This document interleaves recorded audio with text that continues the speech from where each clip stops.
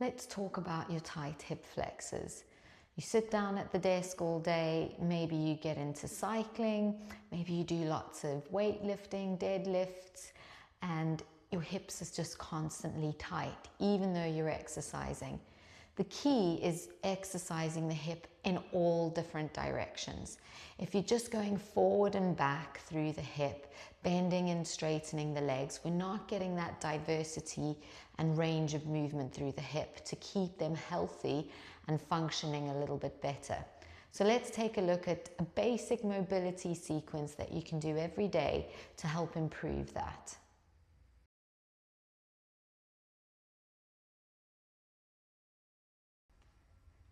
So one of the exercises I like to do, and this is really good if you are suffering with tight hip flexors, is to have your hands behind you, legs as wide as a mat, and then you're going to just slowly roll your knees over and your hip will come up a little bit as well as your ribs.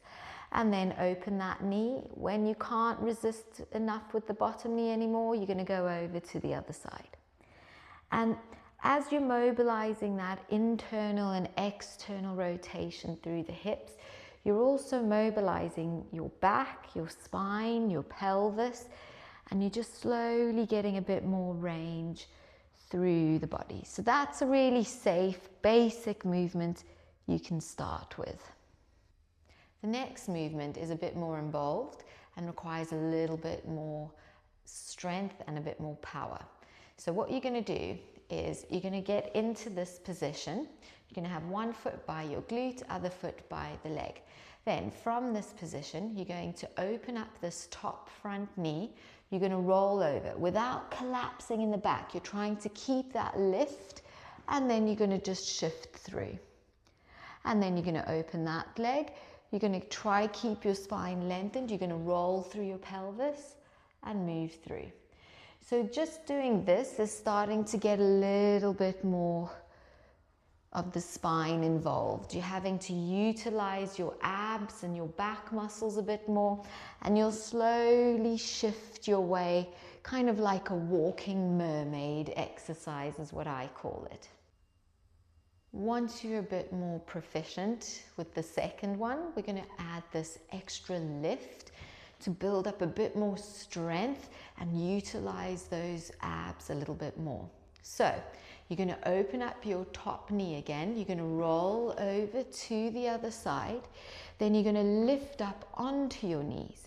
You're going to pull your pubic bone up to your belly button so your glutes are being used a bit more. Open your arms and we're going to do a little twist round to that second knee that came over.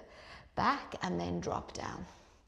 Open that outside knee, turn over, come up onto the knees, pull and connect your powerhouse and glutes, arms are lifted, and then spine twist round. So you're getting a bit more stretch through that hip and back down. And open, shift through, lift up, and twist through. And back, drop down, swivel through, lift up, and twist and twist. You can go both directions if you want, but what we're trying to do is get more rotation, move more three-dimensionally through the hip, and as you get more stronger and flexible in this exercise, you should notice that real stuck hip flexor tension start to subside.